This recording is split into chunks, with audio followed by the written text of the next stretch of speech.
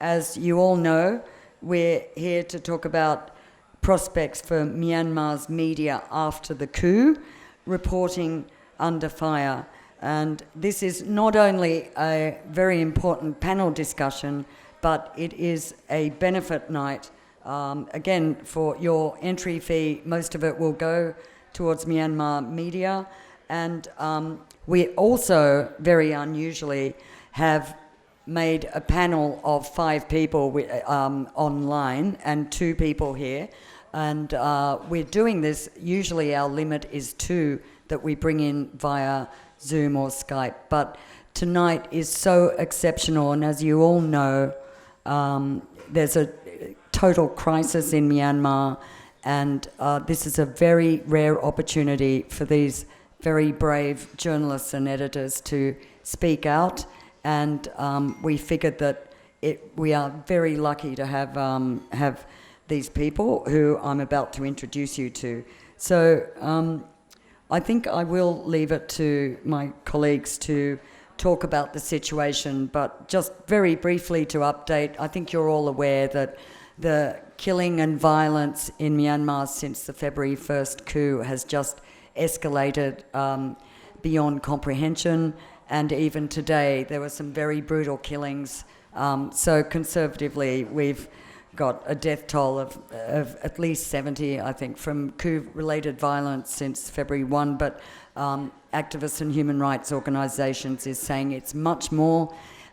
Detained is well over a couple of thousand, and there's at least 40 journalists, if not more. Has that number gone up? We think at least 40 journalists detained, but incredibly, the media in Myanmar is braving death, braving violence to continue their role, including several publications that were ordered closed on Monday. But as we have some of the editors here on the screen, they'll tell you these journalists are continuing to work, and these publications are continuing to publish in defiance of military orders. So I have to commend the courage we're seeing here. And just turning to our panel very briefly, on the far left of the screen is Thiha Zaw, who is former chairman of the Myanmar Journalism Institute and many, many other things. Truly a veteran journalist. Thiha was one of the first people I met when I started covering Myanmar from 2010, and he actually still looks the same. I told him he looks better now. But anyway, he's a very wise bird. And next to him in the middle is Cape Diamond, who's a freelance journalist in Myanmar, known to a lot of us foreign media in Bangkok. And I think as Poppy will explain, us international media who are obviously unable to go to Myanmar are relying a lot on Myanmar journalists, particularly stringers. The footage you are seeing on news channels is largely thanks to some of these people, and Cape is one of the most competent and is one of the most ubiquitous. He seems to be everywhere, and his tweets are widely followed. Next to him is So Myint, also an incredibly, I'd say, well-known journalist in Myanmar and editor-in-chief of Mizima, which has grown from just being a very small operation focused on print to also videos and online, as well as various other things. And So Myint has been a veteran of many protests, I think, and a very dedicated journalist. Under him, to the far right, closest to me, is Sunny Sway, another incredibly well-known personality in media in Myanmar, also imprisoned. I must say, actually, we've got, both So Myint, Sunny, and Sway Win have spent considerable time in jail. Sunny is co-founder and publisher of Frontier magazine.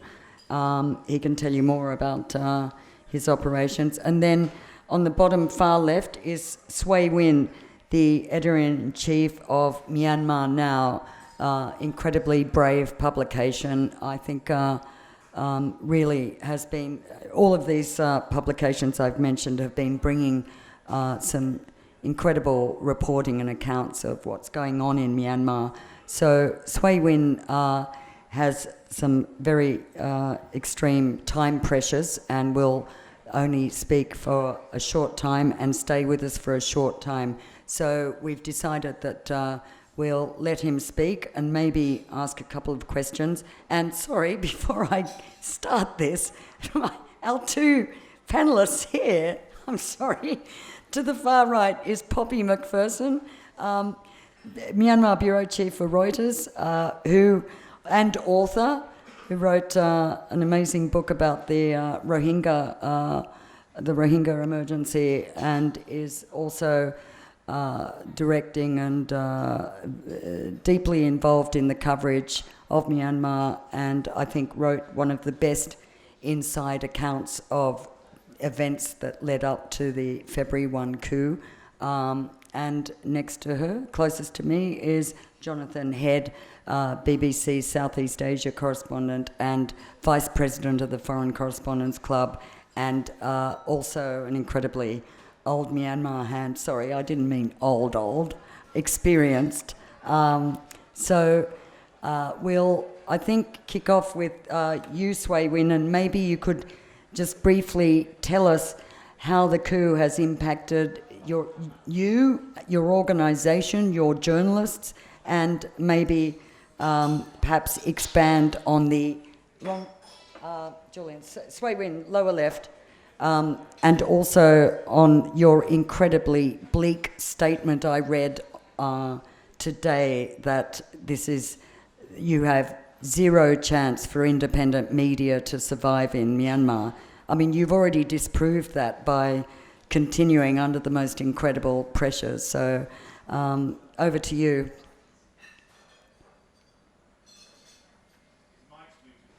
Oh, can you take yourself off mute? Mute. Is he off mute now? Good evening, everyone. Thank you for giving us time to listen. So the coup has devastated almost everyone except for the military leadership, I think. So this has personally and professionally devastated every aspect of our life. So 3 days before the coup, I evacuated the newsroom. I asked all my colleagues to go into hiding in different parts of Yangon. And then, just after the coup, I realized that other newsrooms were also being shut down for the safety reason. So one thing which strikes me until today is that I see the huge amount of perseverance and integrity in the local media industry, which is still very young. The democracy is very young. The democracy has died before it gets mature. But the media is young, but we see its maturity in the midst of this volatile political storm, which has negatively impacted every one of us. So it's been like 30 days, more than 30 days, since the coup took place. I haven't seen any media outlets, except for a few, for one or two actually, all the media outlets have done to the best of their ability to cover the coup and aftermath with so much integrity, so much professionalism and bravery. So that surprised me. That surprised me a lot. It's not just the formerly assigned media outlets like Mizima or DVV, but also Frontier, 7 Days, etc. all these media outlets have been doing their job with a lot of bravery, even though we all know the possible consequences of our work. We have the military rule from 1962 to 2010, full-blown military rule. In those days, we got worried about prison and lawsuits uh, for your work or for your political activism. But the, the new round of military rule is quite different. This is very much akin in many ways to the activities of ISIS or Al-Qaeda. There is no restraint at all. So the journalists now have only two options. Do we continue our work, or do we continue our work running the risk of not just being jailed? We've been jailed at Uwali. We are not risking jail at Uwali. We are risking torture. We are risking death. I just published a story about, some individuals who were detained alive during the nighttime raids. But then, in the following morning, the police or soldiers called their respective family members saying that, okay, you can now come and take the dead body of your loved one. There is no pretense at all, of some sort of, wrongdoing happen or something like that actually, So the level of atrocities, I've been repeating this mantra, is unprecedented. We don't even know actually, how these military leaders are thinking actually, So I think in the backdrop of this whole scenario, it's a very challenging time. We have never faced, a situation more challenging than this one. Now, Myanmar and also including Myanmar now and other three other media outlets, they have their license revoked. We want to continue the job, but now how can we do it? If we are caught of collecting information, representing Myanmar of Myanmar now, then we may be violating, we may be offending the junta. How can we tell our source that, oh, I'm a reporter from Myanmar now? How can we tell?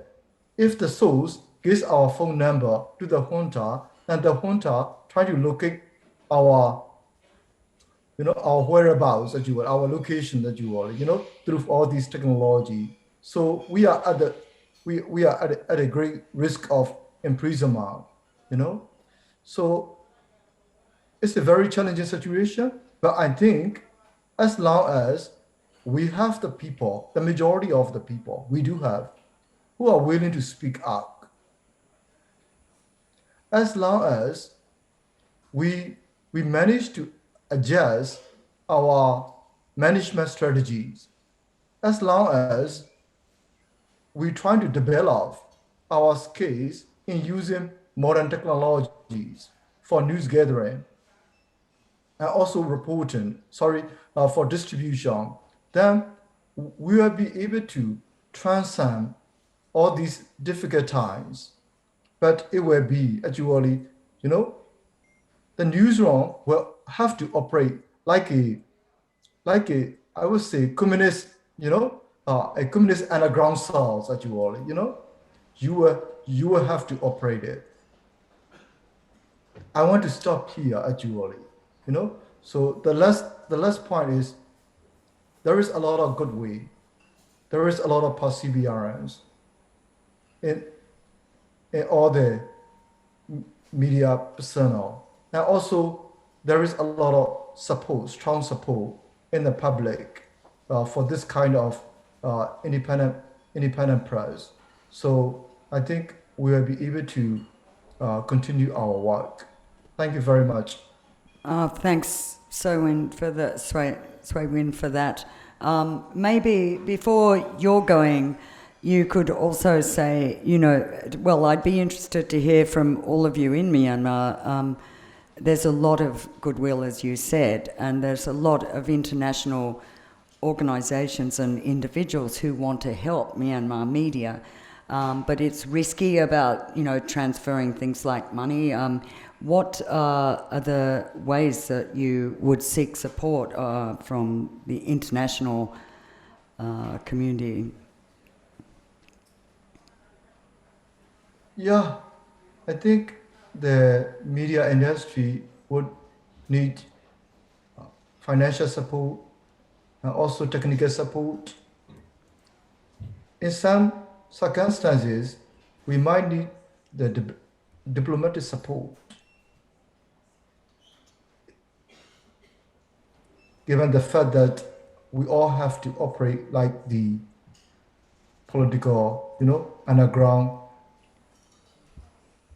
spies. And finally, how do you think that you can you said that you intend to keep going, I guess, till the end, but how do you propose if with the growing things like internet blockage and the increasing violence, how do you propose, without giving too much away of strategy, but do you think it's realistic to keep going and report?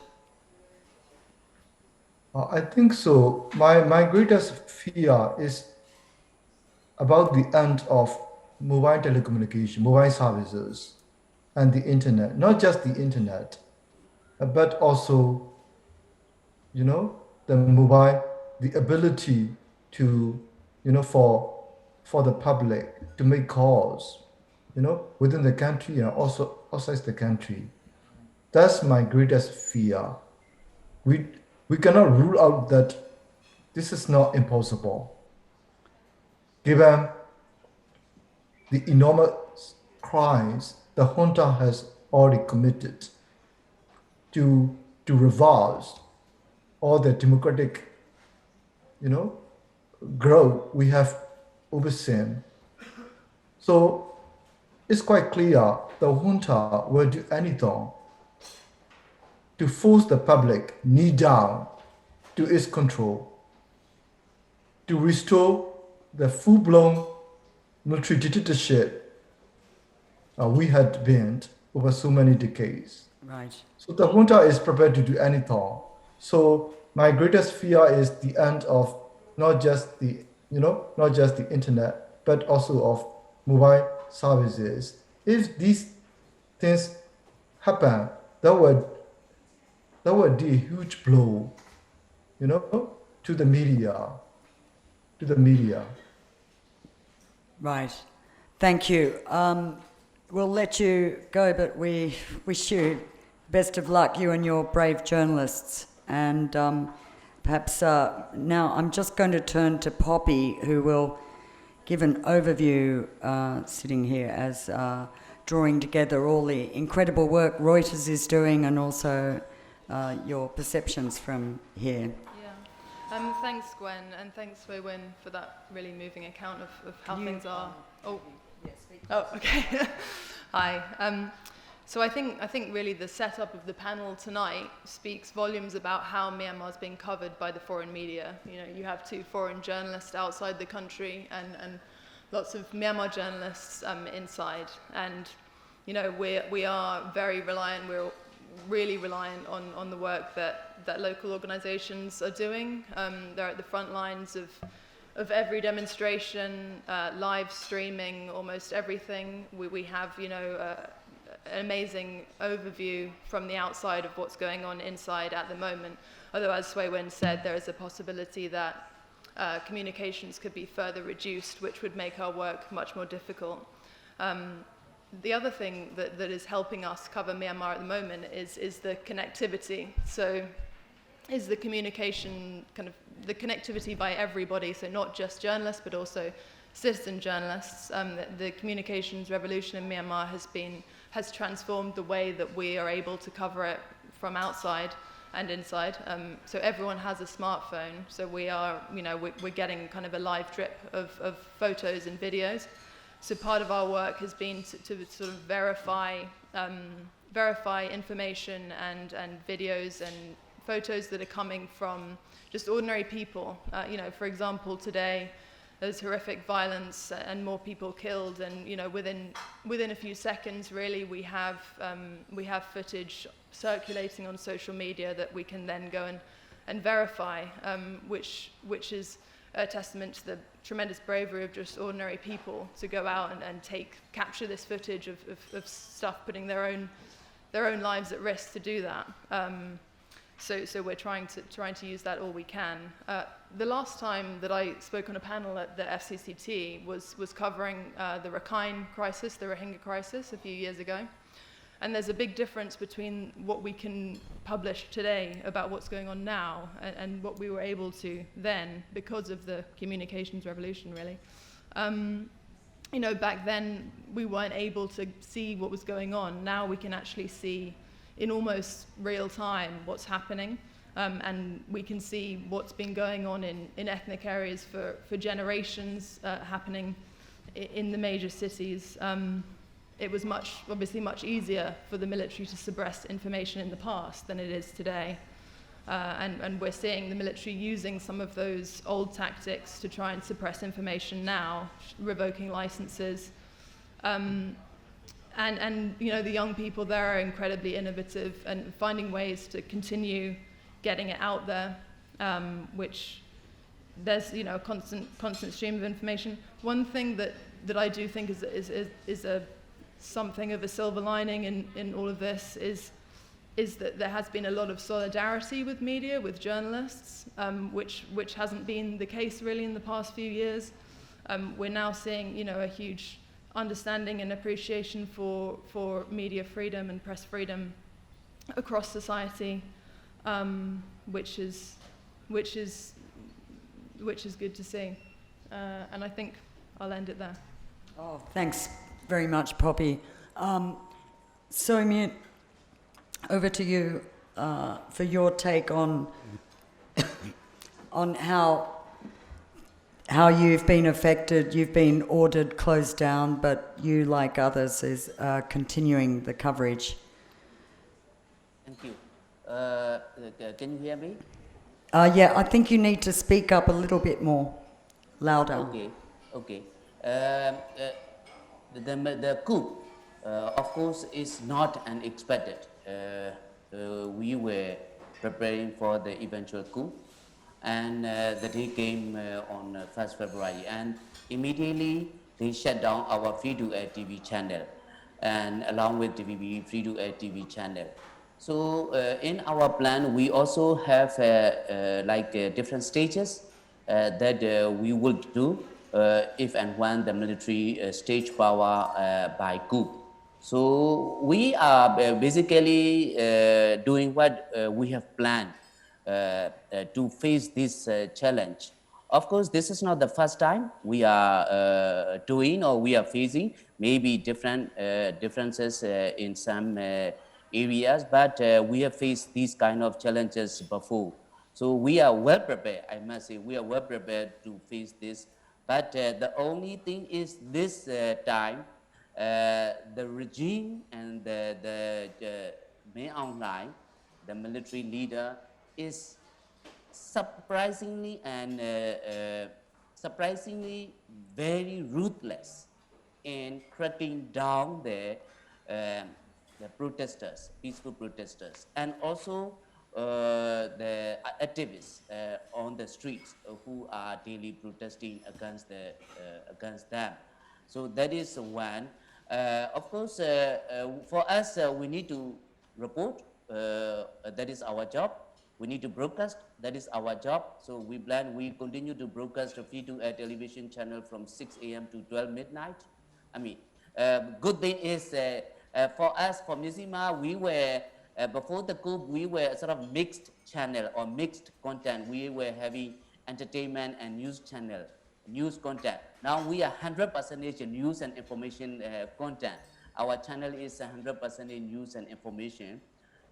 despite that they shut down our channel and they revoked our licenses for publishing and broadcasting. And of course, one thing is we are the safety, our utmost priority is safety of reporters and editors, particularly those who are reporting on the ground through live reporting. And they face a tremendous challenge, not only from the security forces like military and police, but also by from thugs who are hired by paying money by the military regime to attack the particular journalists or media personnel, not only the protesters. So that is very worrisome. One of our reporters in Myanmar, he was detained while he was doing live a few weeks ago. Then he was released the next day.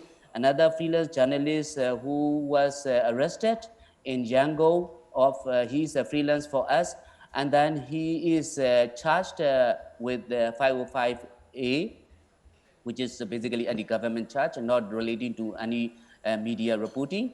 And he's in insane jail. And all of us, as in our plan, are working from hideouts, different hideouts. We set up different hideouts. I'm in one of the hideouts, which basically is broadcasting Myanmar TV channel daily. And we don't stay at our home or at our places, and that's why they don't find us. They didn't find us when they raided our office in Yangon. We were using the premise since after the military coup. So we also have ways and means to face this challenge. And of course, the question is how long it can sustain. Personally, I am ready to face any eventuals, including being arrested or being killed, because this is what we have to do, because as our responsibility to report and to play as an independent media in the country. And maybe if we are alive and if we are not detained, if and when the situation gets worsened, like for example, the internet and phone lines are shut down for many more hours a day, and many of if and when our guys and girls are arrested or caught by the security forces, we also have a plan to be in exile, back to exile, that where we were in before 2011. So that is also one option. Finally, for me, this is the fight we will face and we will win. We will definitely win this fight.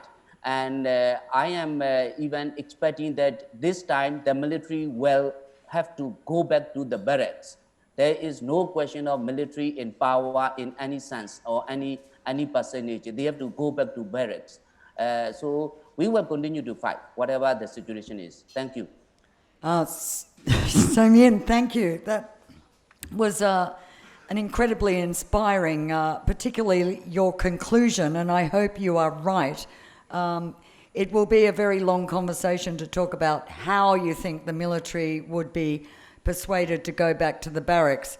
But one thing I might just quickly ask you before we move on, because I think it's highly relevant, particularly Myanmar, because you are doing multimedia so much. You're doing television as well as print and internet, so many operations that rely so much on internet. Why do you think the junta has, I mean, it is incredible, as Poppy noted, the way that this footage has been streamed by ordinary people as well as media, and yet they're cutting it off every night. I was told that it's partly commercial reasons, that they don't want to kill business by closing the internet, but clearly it's clear that they do not have the ability to selectively block. Like, they can't just block Twitter, or they can't just block. There are several sort of gassing and talks going around why the military regime shut down internet at night from the day when. and they continue to do so on and off. Maybe one is they are not ready yet with what they are set up to monitor and also take action against an individual, anyone who they want to monitor. So they are still working on, probably with the support from China. That is one. Second one is they cannot block or they cannot stop a particular area or a particular pocket. So they have to just shut down the internet for some hours a day for what they need to. And lastly, it is also to make confusion. That is a normal technique of any dictator. We have seen this kind of thing in other parts of the country under the military regime. Once the communication is shut down, you create the confusion in the public, then you take control of the situation. That is what the dictator does, and the dictator did everywhere, other parts of the country. So to create the confusion, like that's what you must have heard that in the beginning days, they spread a word that Daw San Suu Kyi was released. But because of internet and phone lines were shut down, the people again spread the word, and some of them were celebrating. And then they took control of, and they spread the information, they disseminate. It's a part of their campaign, disinformation and misinformation. So these are the three possible reasons that I can think of. And of course, they cannot shut us. They basically want us to get silent. They basically want us to shut up. And we are not going to. We are using the international SIM cards of neighboring countries. And we have a technology to overcome this. Of course, we need support. We need support to do all this from international community. But we can definitely face these challenges. Right, I see. Well, there's a lot of speculation, and maybe you've raised more questions than answers. There's various possibilities. We'll come back to that. So I think now over to Sunny and then Tiha. Sunny, at Frontier, you're still going, but feeling very perilous, I think, in a perilous position. Yes, thank you, everyone. Hi. Thank you for giving me this opportunity to share our experiences here. And I think as Frontier Myanmar, we are being very lucky, I would say, so far, because we can still report, and we only have a few minor injuries to our reporters on the ground, such as somebody got hit by a slingshot to the foot from a thug. And a couple of days ago, one of our editors, photo editor, was hit in the head with the rubber bullet, but luckily he was wearing the helmet. But it's quite big. It's a big bump that came up from the back, and the others are hit by like smoke, tear gas and stuff like that. And we are still being able to report. Our print publication has been suspended since the coup started. It's only because we can't really distribute at this moment, and also the printing press workers are doing the CDM, so nobody is going to print for us. Other than that, like Kusomyen and Kusuwin said, our first and the main priority is the safety of our journalists, and that's where we are working every day. So now we only assign a few journalists on ground, and the rest we are reporting the in-depth analysis on the CDM, on the banking crisis, and the other areas that we started reporting again. And we feel that keeping only a few on the ground would have a less risk. And this morning, very lucky, a journalist from Mandalay worked with us. You know, he has gone missing, and we thought he got detained, but luckily 30 minutes later, he managed to dodge the security forces, and he was hiding, and luckily he got away with it. So like these are the things that we have to put up with every day.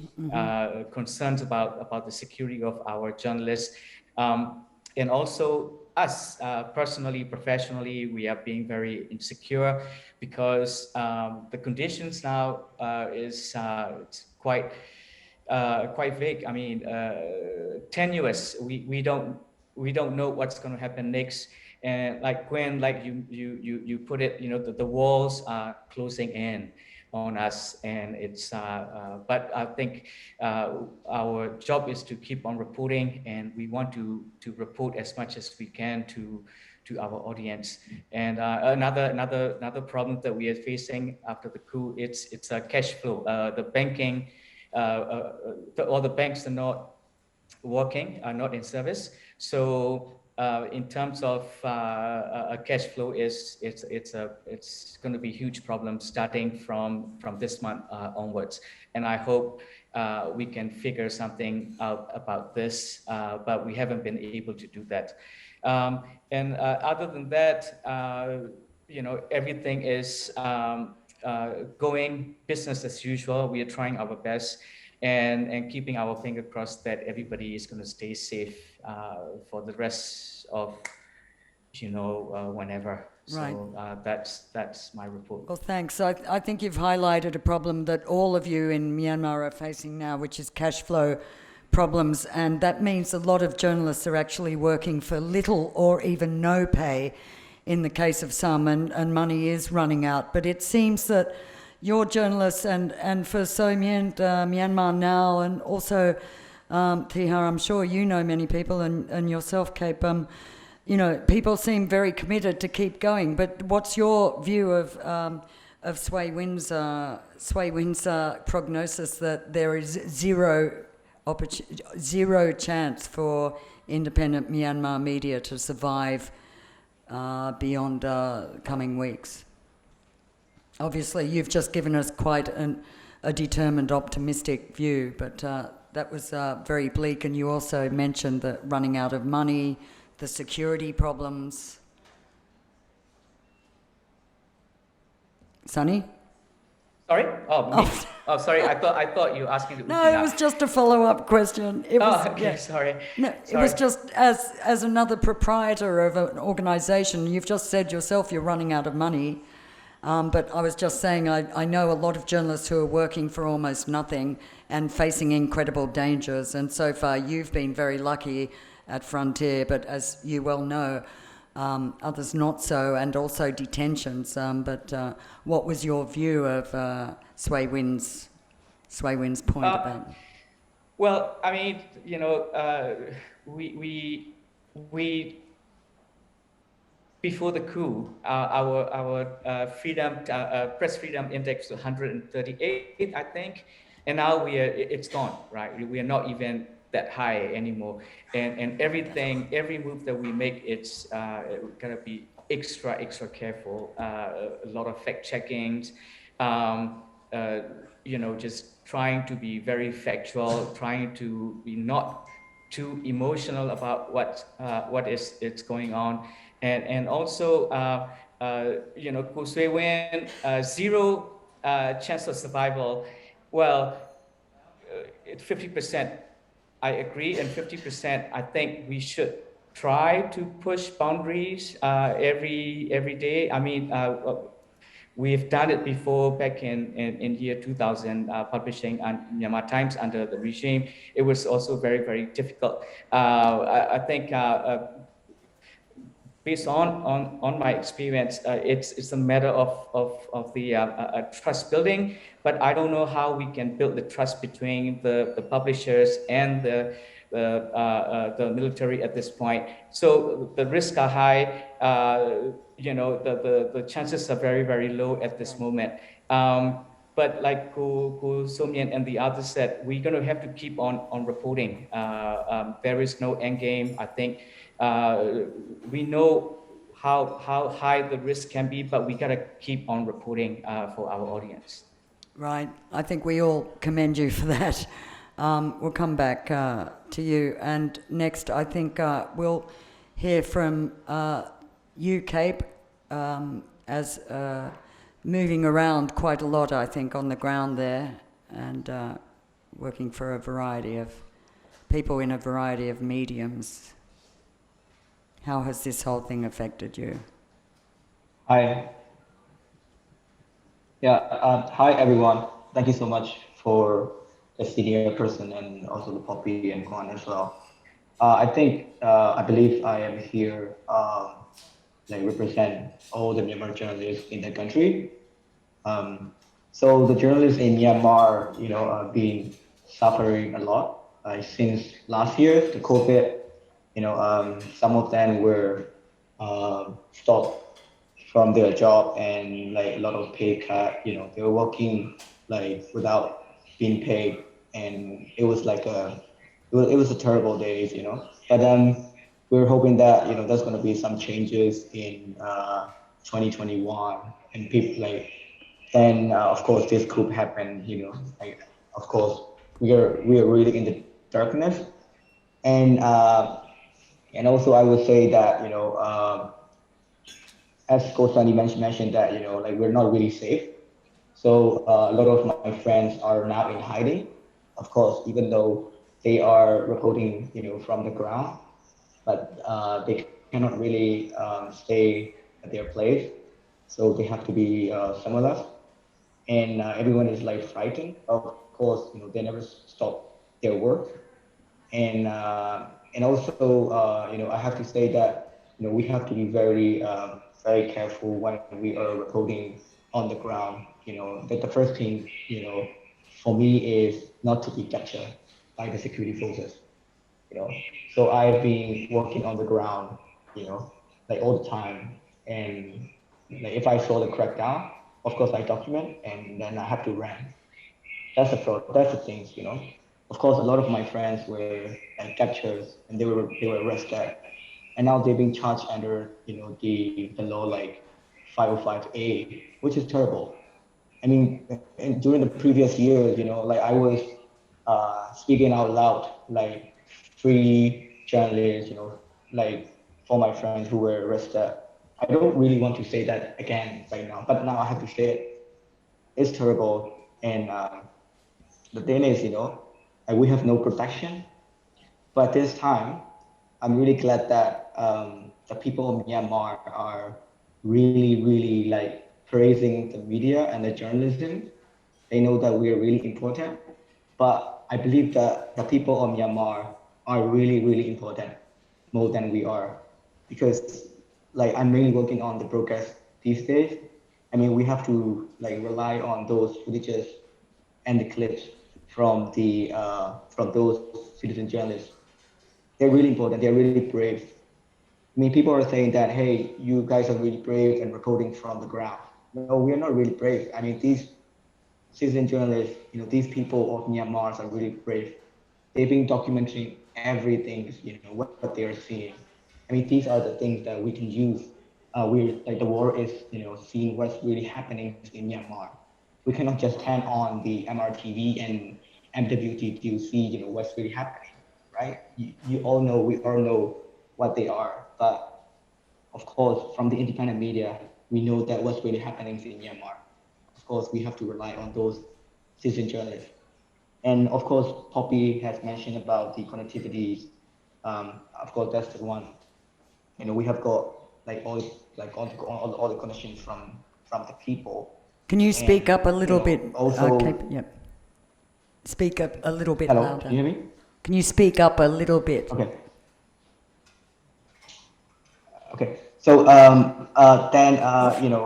so we have been receiving those footages, those messages from a lot of people all the time, and of course we have to verify the news. But these people are really helpful. These are the people that are helping us all the time. So without them, we cannot continue our work.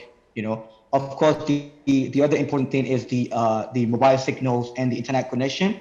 So of course, as you all know that we have the internet shut down from 1 a.m. to 9 a.m. every day, like every night. I mean, we cannot continue our work. So that's terrible. That's really terrible. And also I am personally worried, and also of course my colleagues are worried if they're gonna like shut down the internet all the time, Right. or if they're gonna shut down these like mobile signal Right. if they are like carrying specific mission, like what they have done on the February 1st coup.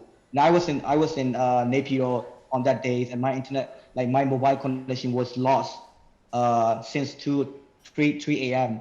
and we only got back our internet mobile signal like 11:35 in Napier. We're in Napier, we don't know what's happening there, you know. So we're really worried that, you know, like Right. that kind of shutdown, like signal shutdown, gonna happen again if they are particularly like they're carrying out particularly, you know, the mission, Right. you know. So that's why we are worried. Of course, the priority that we are worried is our safety, you know. So why are you keeping on going? Well, I believe that, you know, we have to do it, you know, we have to let the world know what is happening, you know. And I'm really like proud, I'm really glad that, you know, like the people in Myanmar are now, you know, like believing in the media industry, you know. Like I've been reporting from the ground over the years, you know, like I was reporting from Rakhine State during the Rohingyas crackdown, like during the Rohingyas crisis. I was in Rakhine State during this, you know, like the fight between the Myanmar military and the Arakan army, you know, all the time. As you have seen, you know, many people were like kind of, I don't want to say blaming, but they were just, you know, misunderstanding, you know, on the media industries in Myanmar. You know, like, I mean, the whole, like people misunderstood, you know, the media, you know, the importance of media. So now I'm really glad that, you know, they are like understanding, they understand, you know, how the importance of the media. And I believe that, you know, we should carry out, we should carry our work, you know, wherever the circumstance is, you know, whether we are in hiding or whether we are reporting like on the ground. Right. Well, thanks, Kate. We'll come back to you. You have indeed made a difference. And Tiha, veteran of many upheavals and disturbances over the years. So maybe you could give us your take.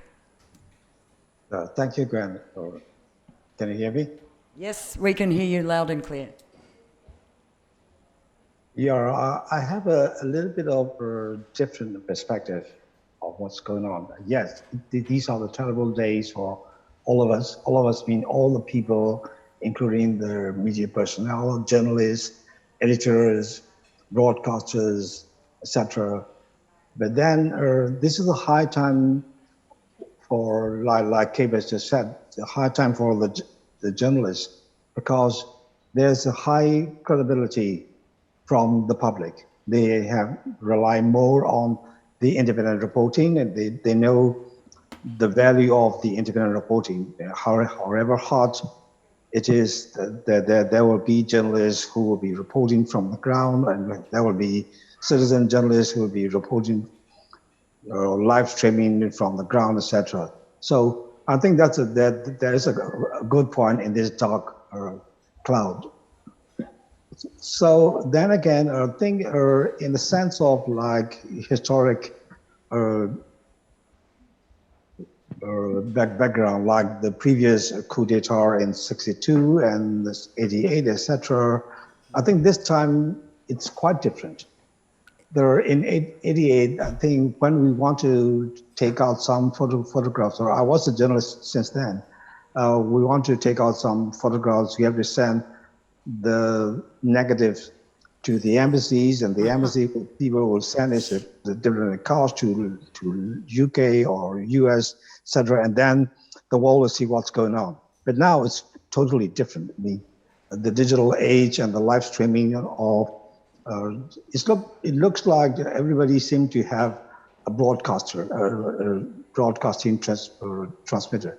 So everybody can start live streaming, so the world can see what's happening in Myanmar right now.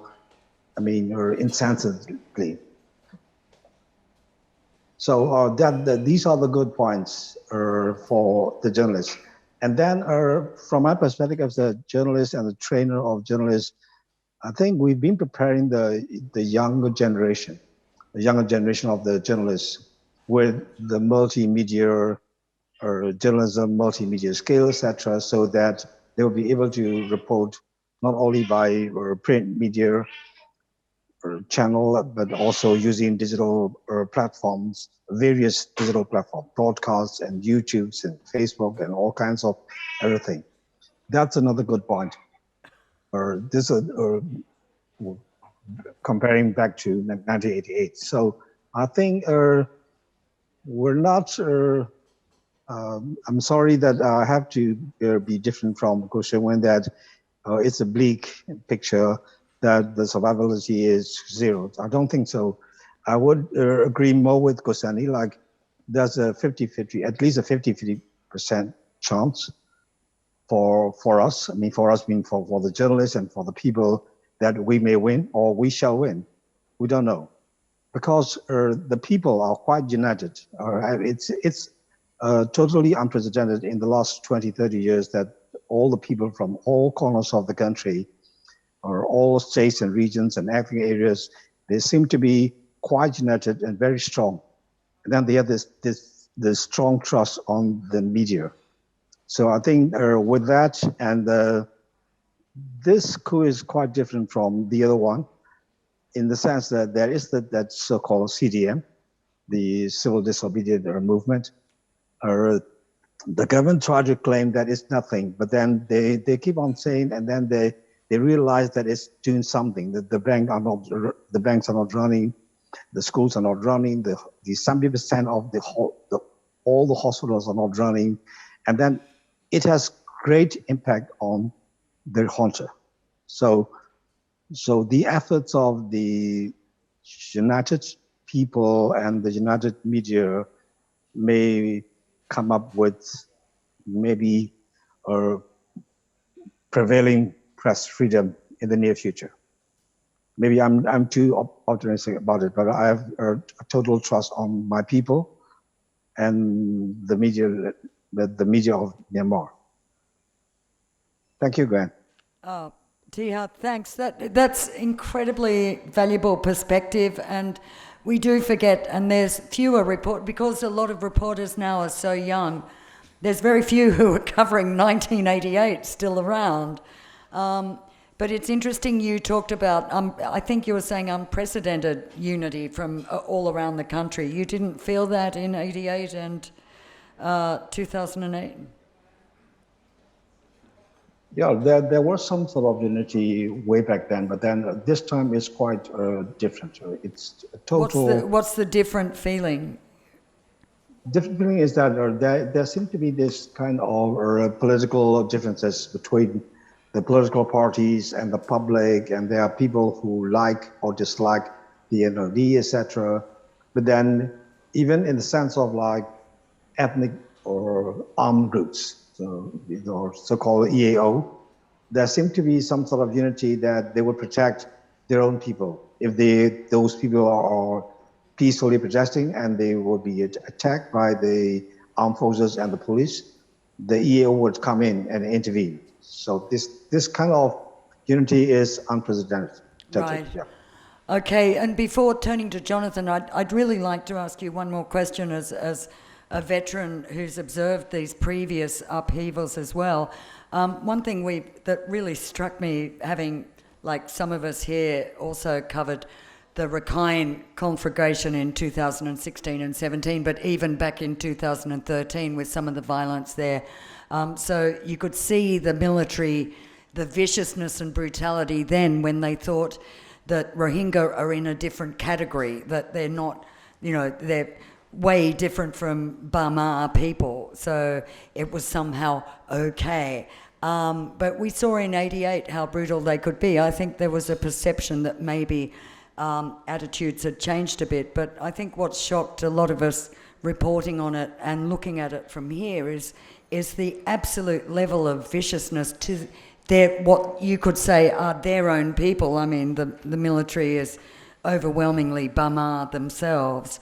Do you think that's, I mean, it seems even worse than what we saw in 2008, for example. What's making them tick like that, the viciousness? Some of it's quite sadistic as well.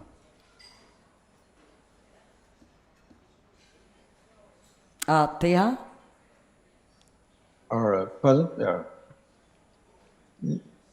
Yeah, I mean, my perspective of this current situation and comparing it to the previous coup d'etat, it may be quite unique. But then this coup d'etat is a bit different because taking a look at the regime itself, they are confused too. Some people, or even the public, is accusing them that they rely too much on the Chinese, or maybe they rely too much on the Russian, etc. But it may be true, but it may not be true, because the regime has come up with different statements and different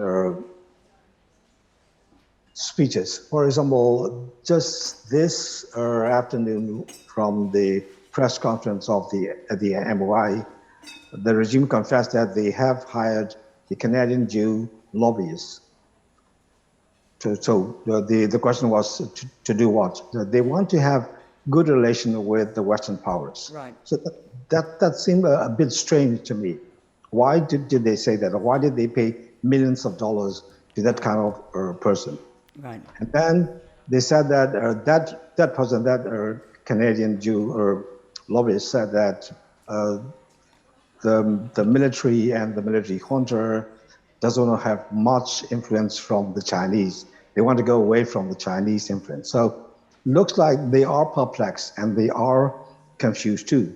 Who do they need to rely on? The Chinese or the Russians or whoever? So looks like it's quite different, because they keep on saying and claiming that they are a democratic, they want to build a road towards the democratic goals, and they want to build a democratic country. Well, the irony is that a democratic country without the independent media, no way. So right. It looks like they are perplexed too. Right. Okay. Well, we'll come back to that if you finished. Yeah. Okay. That's all from me. Yeah, it's good you raised the lobbyist thing, but I might add that the same guy was working for them nearly 20 years ago. So that doesn't show anything new. I think they called the same guy, right, who didn't actually help them very much 20 years ago. So you got to wonder, right? Maybe he's just getting paid a whole lot more this time.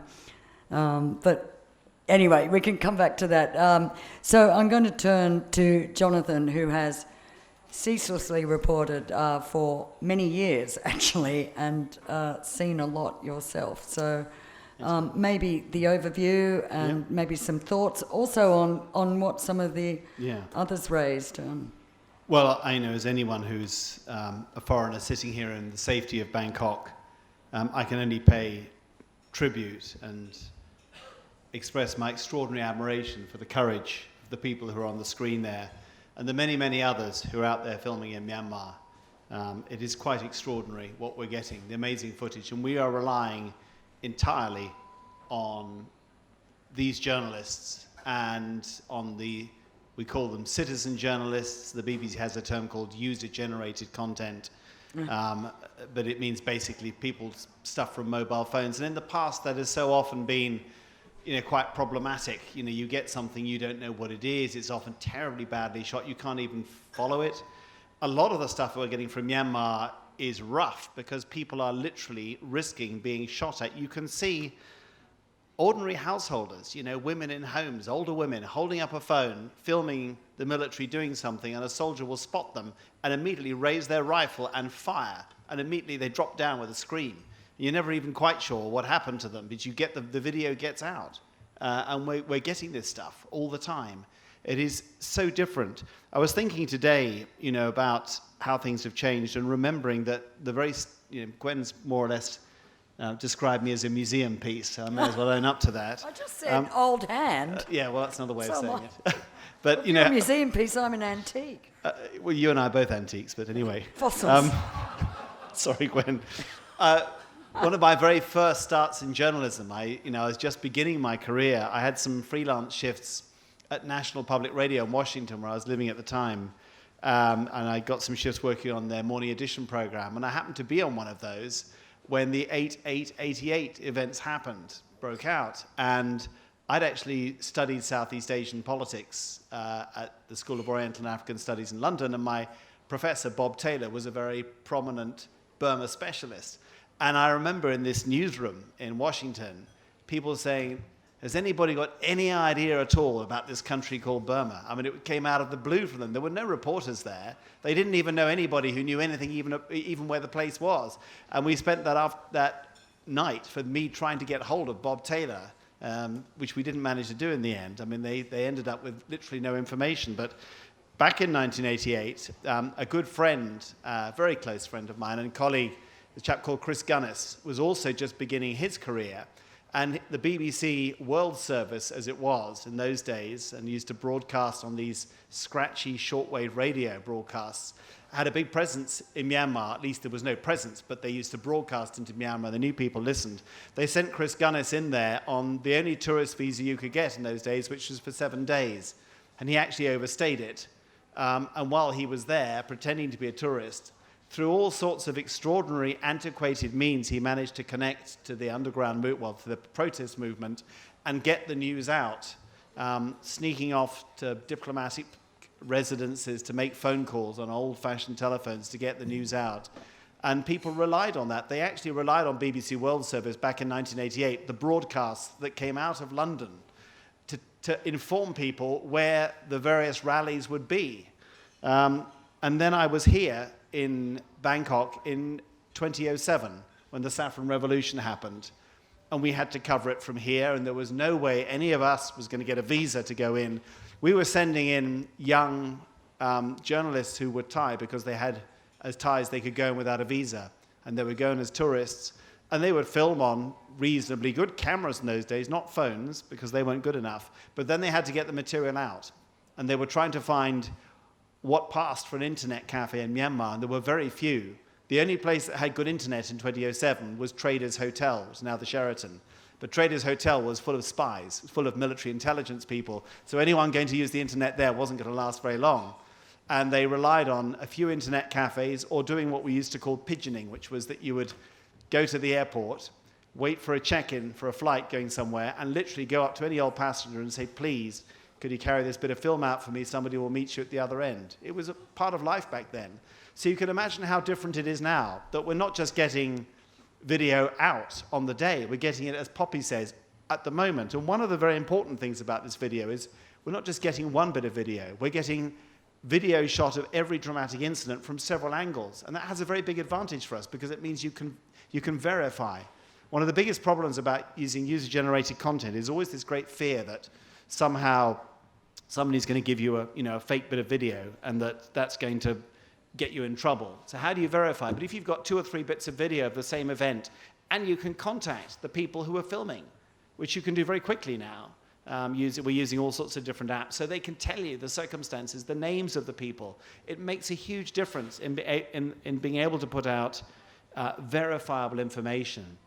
And I've watched Myanmar, I was out of this region for 3 years in the Middle East, but I came back in 2012 and came into Myanmar just as it was the first time I could ever really get visas again. I've been blacklisted for a long time, but watched as I came in, the media grows so quickly, the hunger for media and the excitement when the publishing licenses were loosened and people could finally print their own newspapers and people were consuming news, and how fast they went from print, which was the predominant media before then. Suddenly, when mobile phones took off, everyone was reading their news on mobile phones.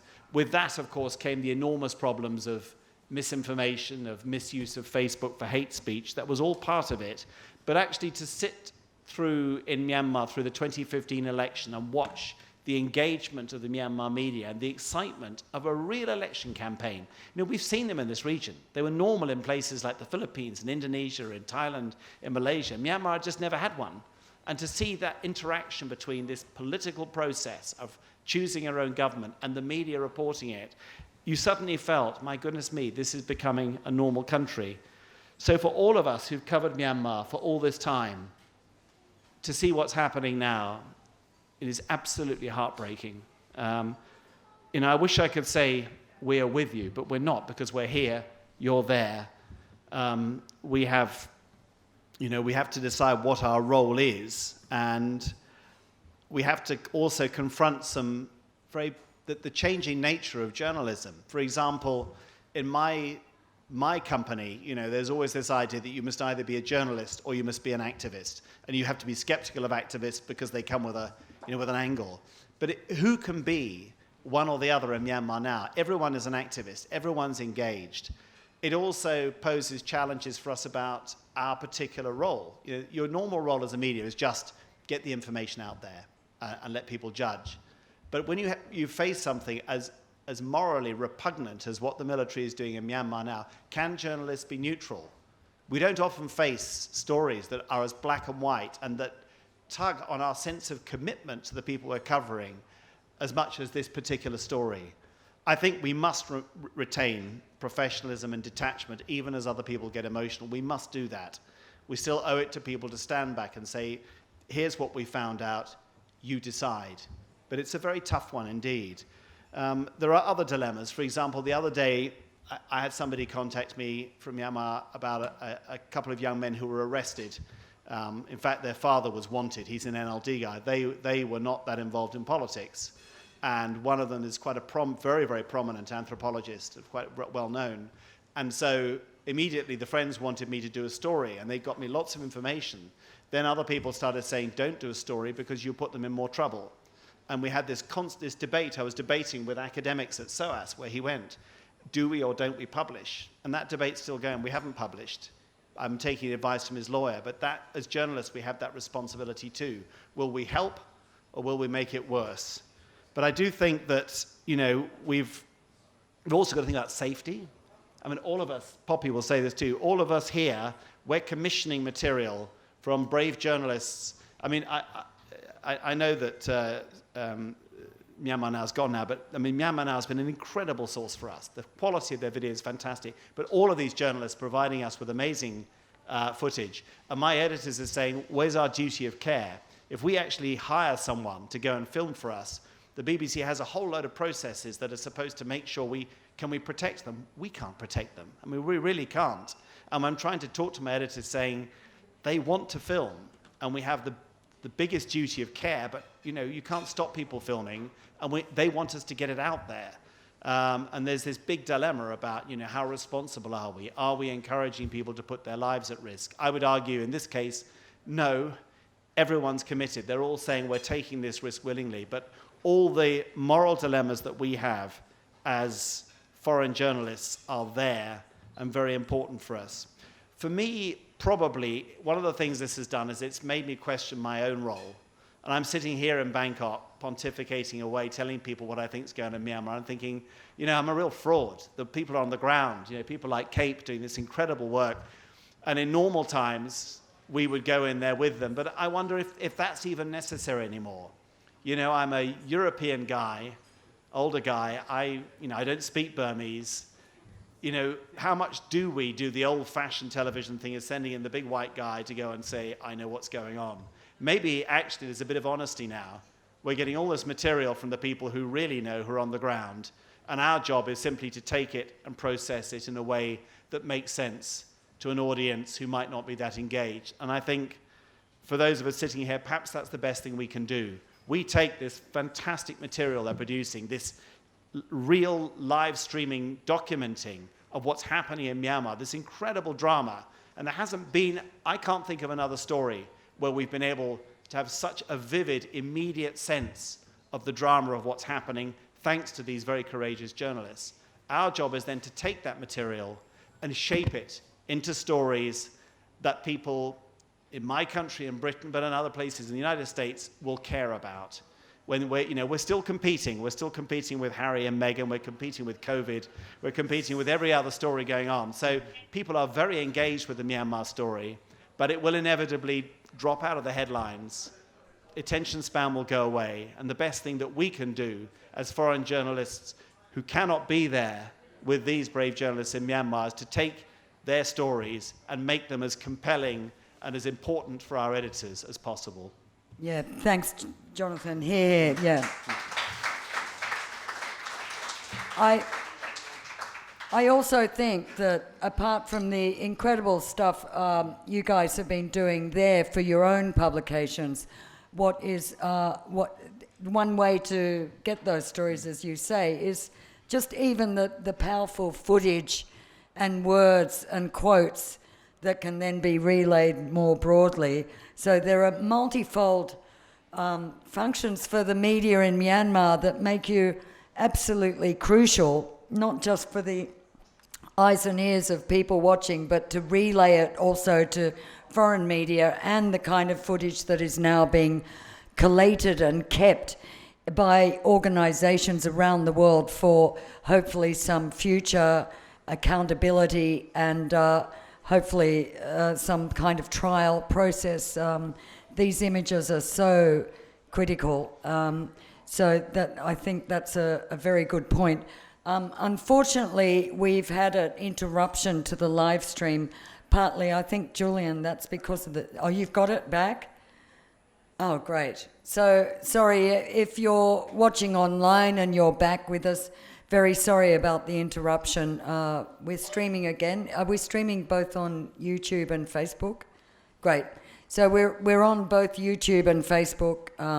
So if you're having trouble with one, if you're looking online, please try the other. Just search for FCC Thai. And before we turn to some questions, I'd just like to also say I've had a lot of messages as people have been speaking about how people can donate or support both to the CDM, Civil Disobedience Movement, and the media. We have put together a list of organisations that, to our knowledge, are credible and actually some of them are very proven, have a very good track record. There's 4 organisations, I think, that we've listed on paper that is on the counter as you go out. We will also post that on our Facebook site.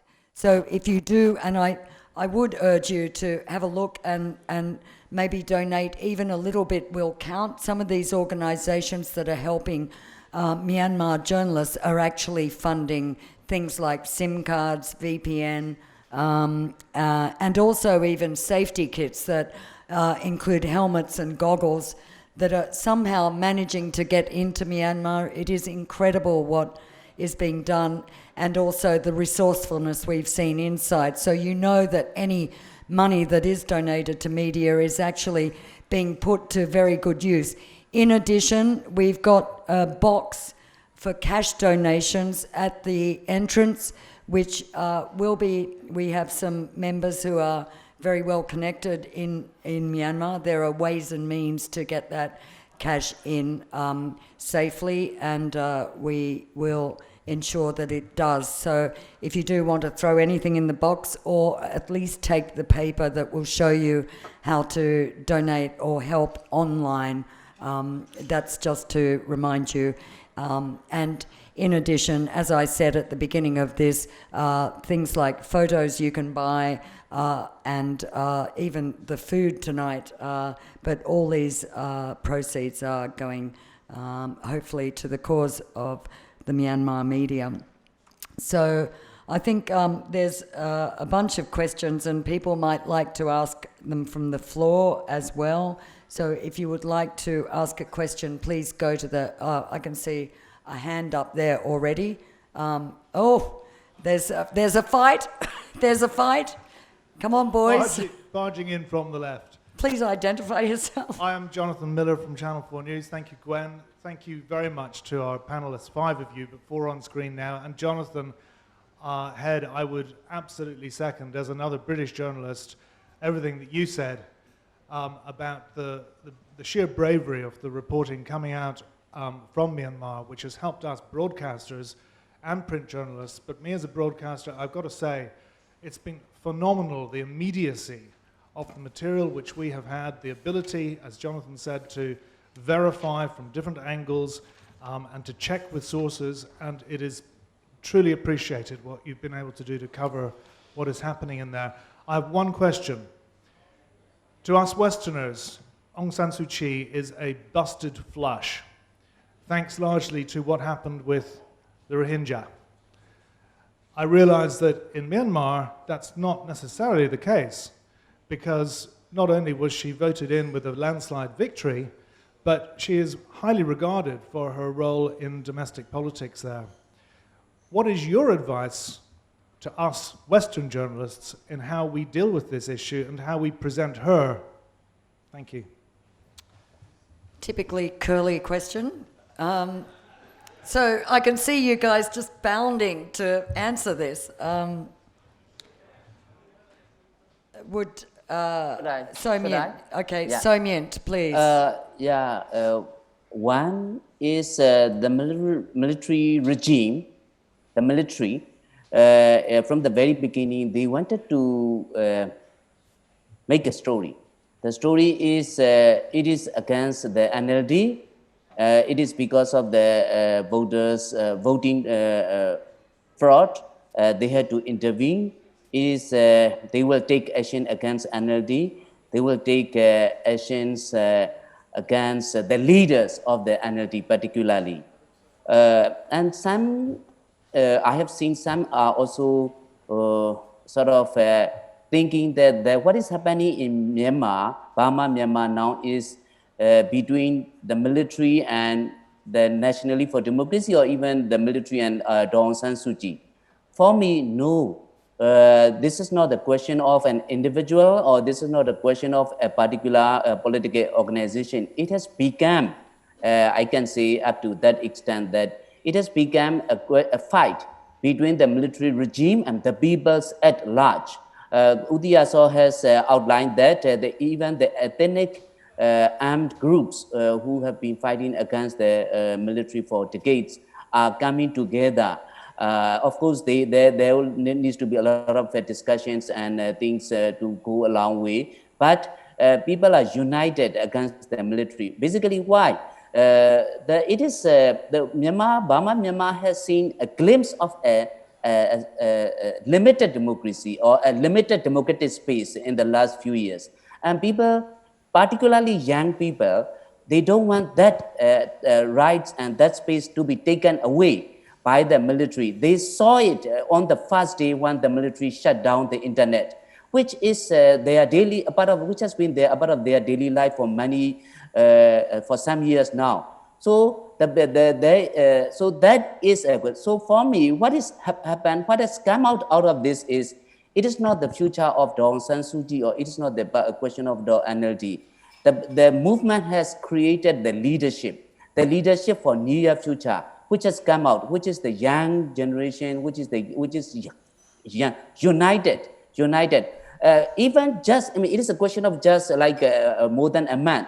The question of talking federal, the question of talking federal army, the question of talking the NLD and ethnic groups, all these were sort of very much subtle. Now it is not. It is very much dynamic. People are talking about that very bravely. People are talking about the constitution, federal constitution, that those when we were outside the country try to draft. I mean, that those draft constitutions, and now people are talking about this. So I think Myanmar is, what the good thing is, Burma Myanmar is now seeing the future leaders, even beyond Aung San Suu Kyi after this. So that is what my take with what is happening now. Right. I think to build on that, and I don't know if any of you others would have a thought on this, but one of the dilemmas is actually for, I think Johnny's question was partly also about the dilemma for the media in this question about balance, not just in covering the movement, CDM, and the ones that might be, as you say, it's not about a person or an organisation on the broadest level, but there are deep divisions, and I think that's also an issue for the media, because we're seeing increasingly some media, there is no middle ground. So any media that's trying to be balanced is often setting itself up for criticism on both sides. So, for example, Sunny, you say that you're trying to be very balanced and cover facts, but sometimes it does get to that point where how do you make those judgments about balance and trying to pursue a middle ground that's not there? As Jonathan said, I think we're all activists now in Myanmar, and that kind of goes in the face of what good journalism is supposed to be about, which is balance and also covering both sides. I mean, who really wants to go and pursue the junta for a response on what they think about the terrible human rights violations? So there is that question. Does anyone have a thought on that? I guess I have Gwen. For example, when we're talking about the balance and non-bias in reporting in journalism, etc., we should also be aware that it's now so easy to have a report or an event covered from different angles, and we can check it and fact check it, etc. And recently, I've been engaged with one program which is about election rumor tracking. So it started like 6-7 months ago, and we were working with journalists from all over the country to track the rumors and fact check those rumors. So it's already there. So people are now, they see that lots of false fake news on the internet, and people, let's say, people who lives in, let's say, a small village hundreds of miles away from Yangon or the big capital like Naypyidaw, etc., they do know how to use VPN. They do know how to differentiate between the fake news and the true news, etc. So I think that's a good point, that the people are appreciating the new gadgets they have, and then they are learning a lot about MIL, the media information literacy. I think this is a great chance for the Myanmar public to learn MIL. Right.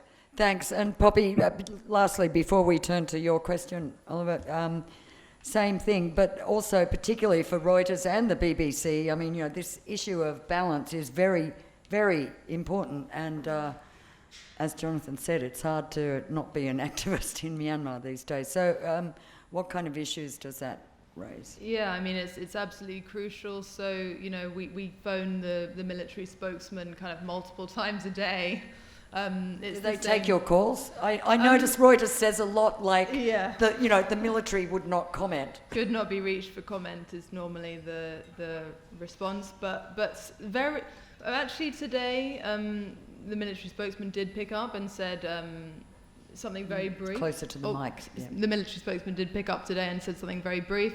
So, it's our duty to continue making those calls. Obviously, it's a different thing, for example, to go to a press conference than to be continuing to call someone on the phone.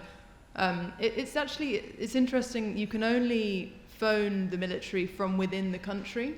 Their communications work that you can't actually call from outside, which creates some logistical difficulties in certain circumstances. What, you mean you can't sit in Bangkok and call Naypyidaw? No, the phone, you can't call the military. So, you can call Naypyidaw officials, you can't call the military.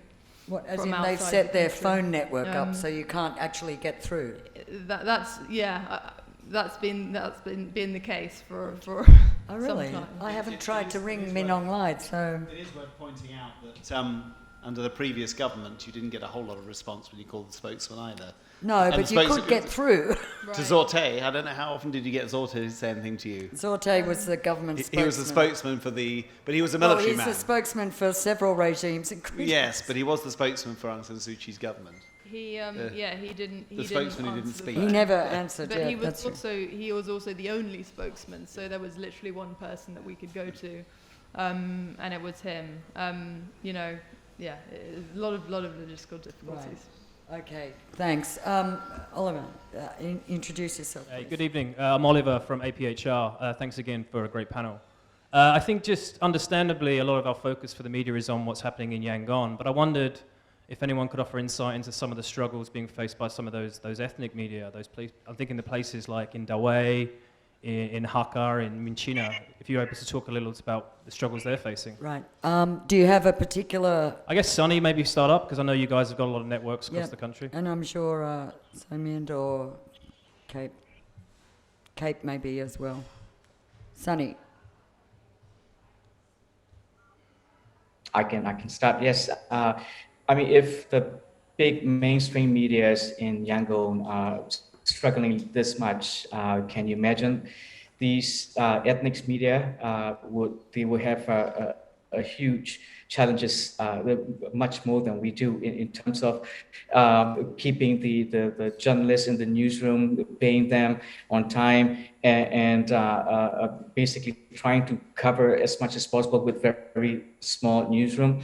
We have partnerships with 6 ethnic media houses on our podcast episodes that we are producing weekly. And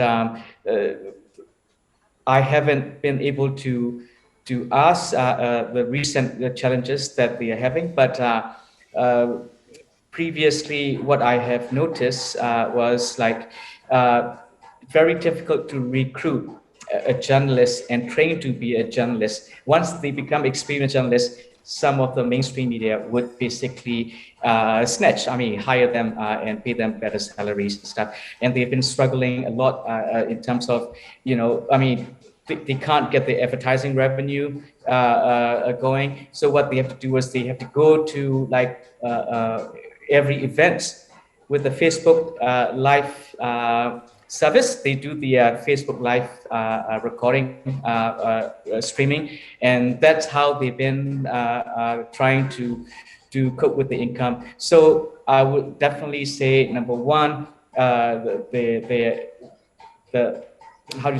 fundings, the revenue, it's a big challenge, and second would be the human resources, and third would be the expertise. Right. And thanks, Sunny. Anyone else with a thought on So, that in the ethnic media? If we, those of us at national media, so-called quote-unquote national media, face these challenges like what we have been saying, the ethnic media and journalists in the ethnic area, they face more challenges that you could imagine with the armed conflict that they have been in, and also with this crackdown by the military regime coming after. So I think they face more challenges. Mizima is a member of Burma News International. We are a founding member, and Mizima keep in touch with all the members of the BNI network. We have regular meetings and discussions. In fact, we also get support from each other. We can also, for example, they don't have a television channel, free-to-air television channel, which we have. So what we do is we broadcast their content. Not only the live Facebook feed that they can give to us, and we pick up from them, but also they provide us with video, particular footages like video highlights, particular incidents or what happened a few hours ago in a day. So, and also we also could support them in terms of what is happening. Like for example, Kusani have mentioned that there are now practical questions, practical challenges are also coming, like even paying money to the staff or to the reporters on the ground. So in those areas, we work together. it is fascinating, in fact, to work together, all of us, and we are able to sort of support. Like for example, in some areas, in ethnic areas, there is more space, in fact, than what we are in Yangon or Mandalay. So we can exploit that space in the ethnic areas, but in some areas there is less space. Then we can strengthen those groups and individuals who are working there. It is very good to work. It is very good to work, and of course some of them are also preparing in the plan stage by stage to be back in exile, as I mentioned. If the space, whatever the limited space is, shrink more and more. But all of us are determined to fight it back, to fight whatever the space we have, even up to now. Right. Thank you. And Cape, you had wanted to say something, I think. I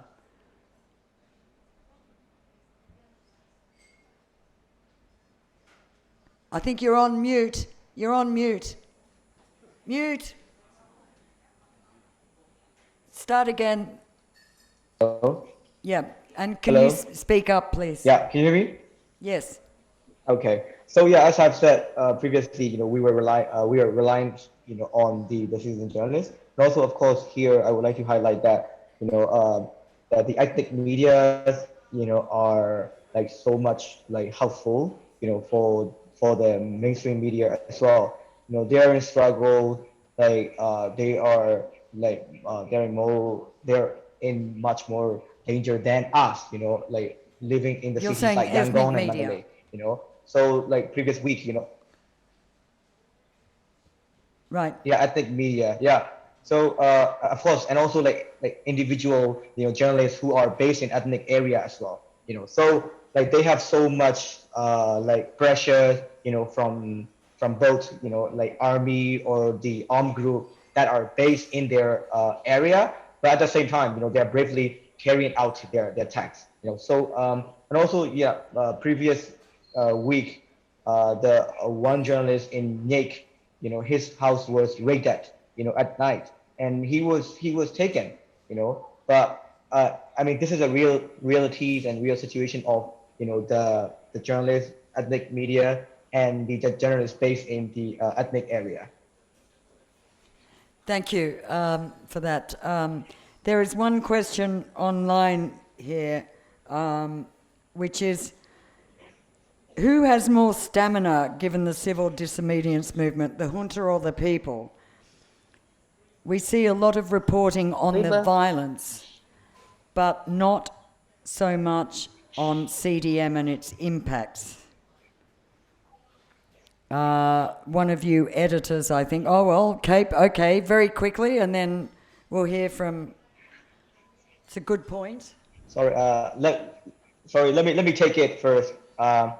Because I've been covering this CDM story and CDM movement, on the very first day. If I'm not wrong, that is the 2nd February. So that CDM movement were started by the healthcare workers, the medical doctors and other healthcare workers in Myanmar, and also it's being joined by the huge like industries like the railway workers. So for me personally, I believe that this CDM people have more stamina than junta, because like the whole country is backing these CDM people. We have seen like kind of like collecting the fund to support those CDM movement. Like everyone, like I've been on the road, street and speaking to the people, like they're all like very passionate, they're all very like energetic to support those CDM people. So I believe that the CDM people have more stamina than the junta that is trying to destroy them. Right, thank you. And one of you editors about how about in terms of reporting, and obviously the violence is so shocking that you can't not. I mean that is absolutely the dominant issue, and it's riveting, but horrific. And beyond that, of course, is the deeper impact of CDM I think Sunny Frontier has also focused a lot on the economic aspect, so maybe, you know, banking and other things. But when it comes to these broader impacts of CDM, first, well, maybe Somyen, you're looking very thoughtful there. Yes, CDM, by the way, this is the English term, civil disobedience movement, which came out very prominently from the very beginning in the protest against the military. Is very critical, and the whole movement against the military regime also is depending on quite a lot on this civil disobedience movement. I'm surprised, if you ask me honestly, I'm very surprised to see how the CDM is able to sustain and get enlarged or get expanded in the days following, and there's no sign of getting that reduced to, or getting lowering down in near future as well. Right. We are getting reports of security personnel joining more and more the civil disobedience movement. And also one thing is, which is very striking for me, they are very much disciplined. For example, even within the security forces, there is no question of guns or weapons taking along with them. Right. It is the individual. It is the very disciplined movement, which is I think which is remarkable, and that is the distinction of this movement, which is coming out in the country. So, in my opinion, CDM, civil disobedience movement, will continue. And you was, I get surprised when the envoy, the diplomat Uchomo Thong spoke very briefly in front of the international community at the UN's General Assembly. I was so surprised. And there are many more of diplomats and others joining the CDM. So I think it is very important, and I won't count on that. Right. Okay, well, thank you, and I hope you're right about the impact sort of starting to turn people. Turning to Jeffrey, we've only got room for a few more questions, and I've been asked again I want to remind people that before you go or on the way out, these photographs are up there, spread out on the pool table, just 300 baht each, maybe some very striking images by some very brave photographers up there, so please do have a look on your way out. Jeffrey, identify yourself. I think you're well known to these people on the screen, a long-time resident of Myanmar, as you were. My name's Jeffrey Goddard. I worked as a journalist in Myanmar for 10 years, and I'd like to send a special... Can you speak up a bit, Jeffrey? My name's Jeffrey Goddard. I worked as a journalist in Myanmar for 10 years, and I'd like to send a special shout-out to my former bosses, Sunny Sway and Somyen. Nice to see you on the panel. I was once told by a very well-informed Burmese that had the uprising in 1988 lasted for another 2 weeks, they would have won. So my question is about the CDM and an end game for the CDM. The CDM has been extremely successful. It's shut down the trains, it's crippled the banks, it's caused a lot of disruption in the health sector, which is a bit unfortunate because COVID is a bit of a problem. But it seems to be escalating, and it seems to be very effective. So I've got an end game question. If the CDM continues and is effective, can you imagine the Tatmadaw being forced into a position where it would agree to negotiate? Because I think that would be unprecedented. Well, I think one or two of our panelists did, yes. Somyen, yeah, you have that view. Many would disagree with you, but go on. It is of course, as I mentioned, CDM is very critical. Not only CDM alone would force the generals to go back to the situation before the coup. Basically, the movement is asking for this minimum sort of point that the military have to go back before what it was on February 1st. I think there are a couple of factors which are coming along, for example, the unity with the political and even the talking and discussion about federal army with the armed ethnic groups, which is also very important. And we don't underestimate the importance of CRPH and the importance of the diplomats who are lobbying the regional governments and international governments for the movement. And you mean the CRPH, the committee representing the parliament, who are the elected parliaments of 2020 elections, and they are very important. And so, also the regional players, including ASEAN. ASEAN now is very different from what ASEAN was around 1990s. You have seen single country like Singapore even coming up very strongly. So I think all these factors, I can go on and on, all these factors would be very critical for the military to go back to what it was before February 1. Of course, people, please remember, people are very angry. Young people are very angry because they are seeing the brutalities in their own face every day, and they are going out every day. So the question is how the angry people would be able to sustain the peaceful protest for how long? So that is the question for me to be answered in the next few days and weeks. Yeah, thanks, Somyent. I really hope, again, that you are right. I have my own view, and I'd like to, actually, I think it's a very good question to maybe end our evening on, to let each of you talk about that question of where you think the CDM, what impact it will have. But my view is that, we've seen, yep, Sonny, I'm just going to say my view is that I think, given the escalation of violence and the extreme brutality, but also what we've seen the last few days, I mean, really deliberate shots to the head of protesters, like actually shoot to kill is becoming the preference, and also intimidation by horrible torture, trying to scare people.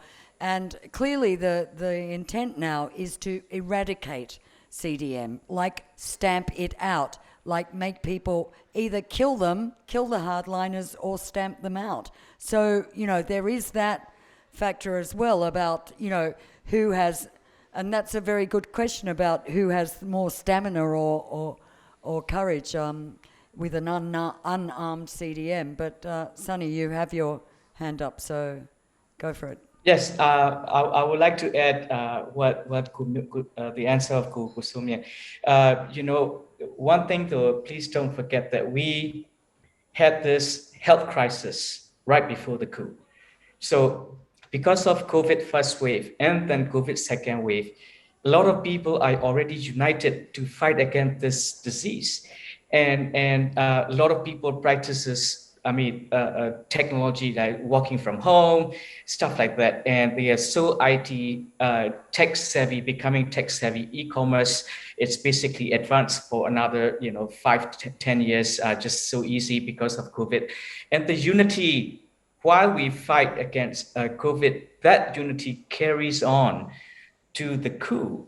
And my answer is, my 2 cents would be like, the more people get killed in the street, the more CDM will success, because they are getting shot.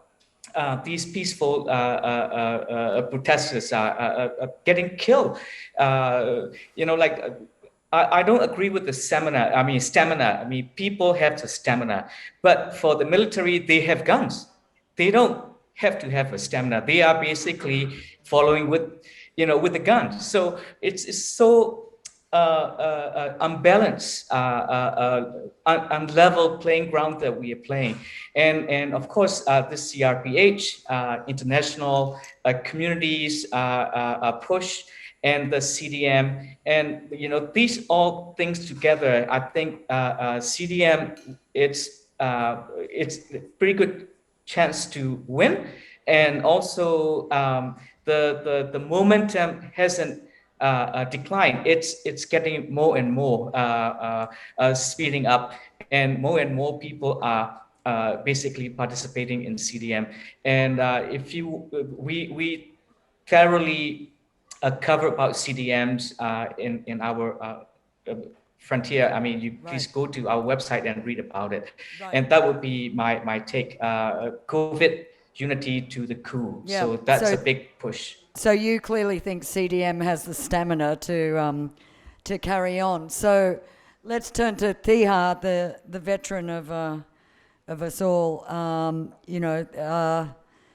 What's your view? Do you think how many people have to die or be maimed or detained? Well, I would like to take a look at two things. One thing is about the terror or terrorism against the public, the people.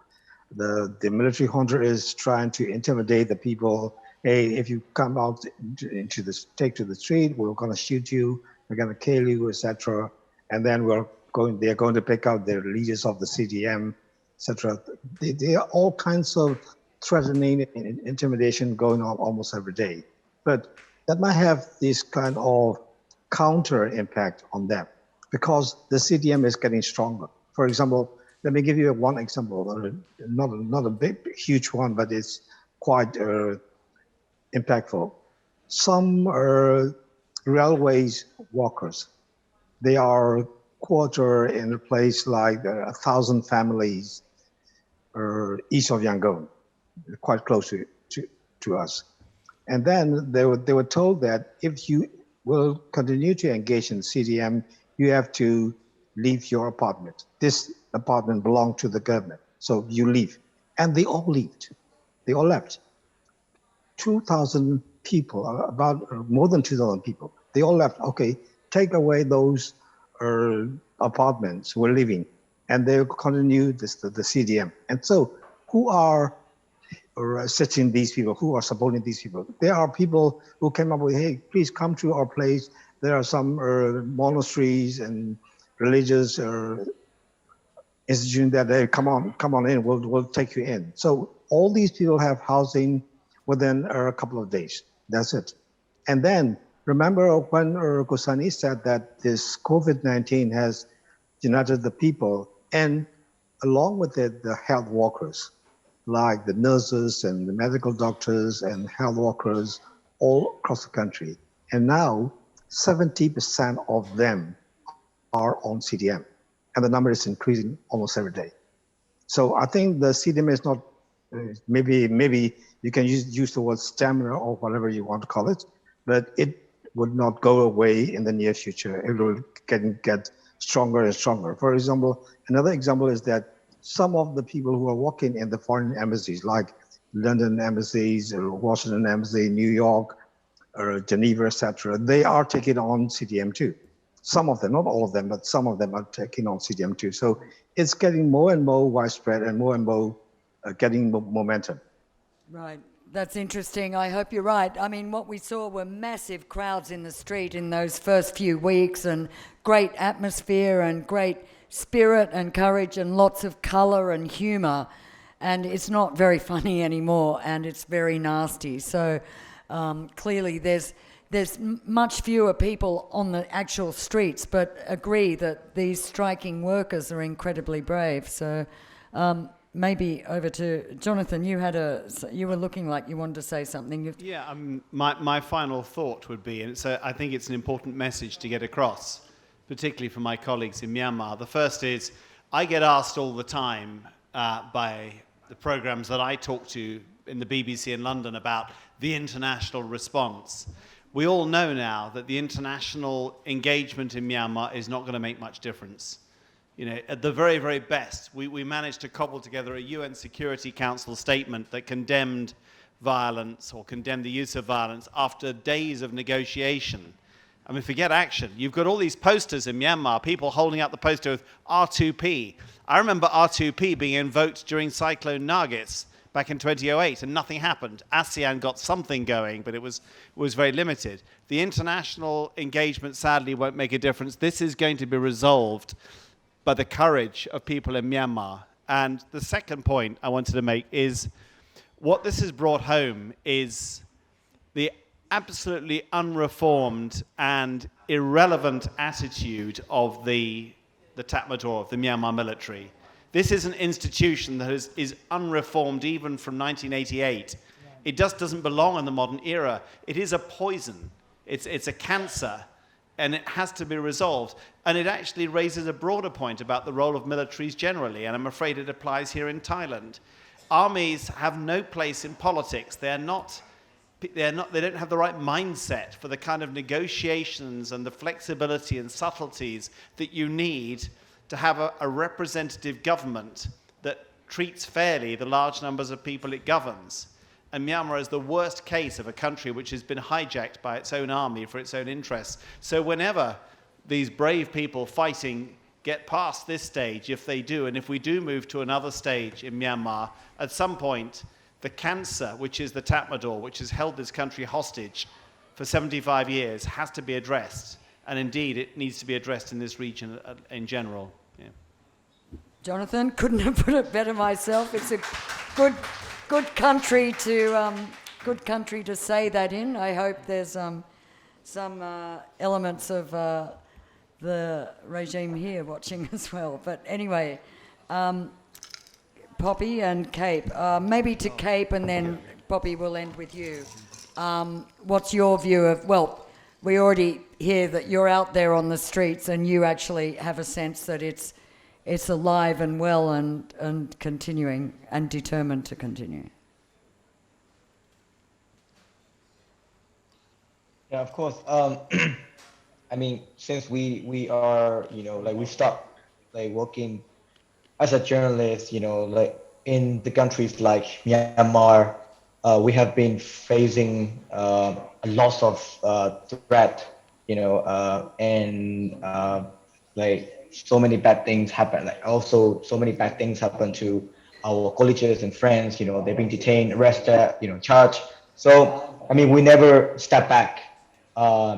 So, I as I said, we are determined to keep up our work, and whatever happened to us, whatever happened, to all of us. So, and also, yeah, from here, I really would like to say thanks to all the citizen journalists, and also all the friends who are supporting to the journalists, in Myanmar, to carry and continue our work. So this is really important. Without them, we cannot really continue our work. We are really in a struggle. We have no freedom of press, as you have acknowledged that all the mainstream medias revoked their license and stuff. So we really need support from our friends, and also from the international community.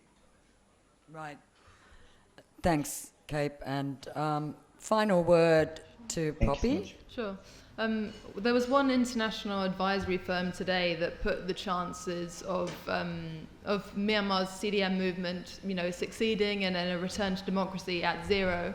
It said that the most likely scenario would be that the military would proceed on the path that it's going and eventually potentially hold an election that was rigged, in their favour. That was the most likely scenario, and that the other scenario was that there would be, it would become a failed state. That's just completely opposed to what we hear from the people on the ground who are determined to keep up with this, who are determined to see their freedoms restored, who are determined to see a new future for Myanmar. And something we haven't really talked about is the role of the ethnic armed groups. And I know that negotiations are ongoing between the sort of ousted, the representatives of the ousted government and the armed groups leaders. And that's something that I think we'll have to watch in the coming weeks, whether they'll express more support for the protest movement. That could be a turning point. but let's see what happens. But in the meantime, yeah, thank you, exactly what Kate said. Thank you so much to the people in Myanmar that are continuing to send us this, not only photos and video, but also something we haven't really touched on yet, documents, information, intel, which is stuff that we found it difficult to get in Myanmar, you know, until fairly recently. So thank you so much for that. So important, so critical. And I hope that even with these closure orders, the fact that you guys are carrying on, but even if you have to work from the secrecy of hiding places and things, these are extremely effective ways.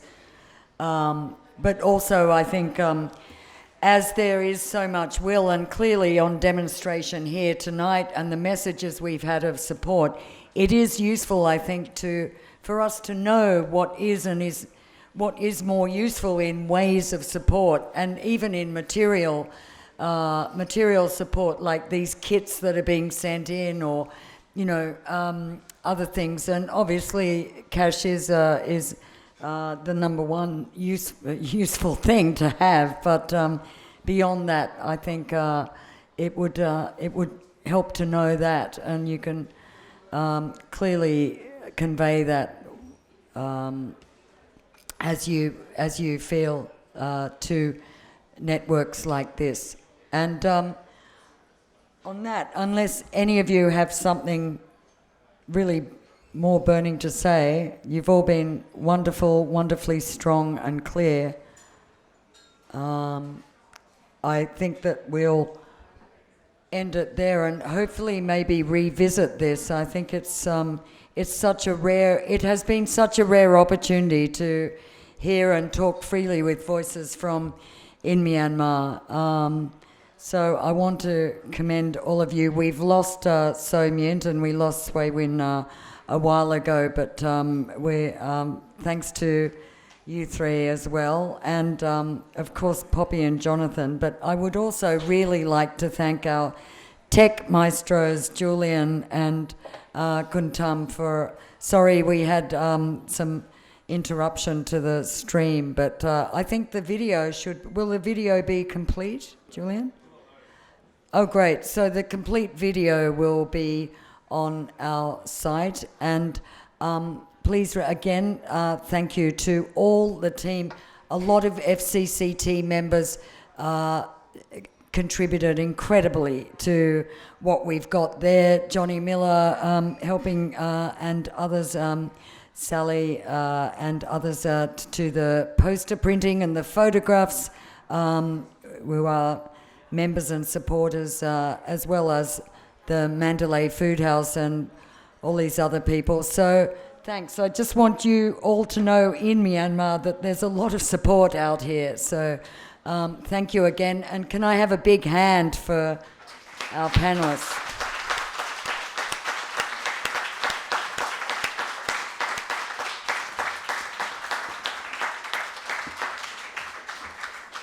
And Mingala Ba, we will see you again. We'll be doing this again, I hope.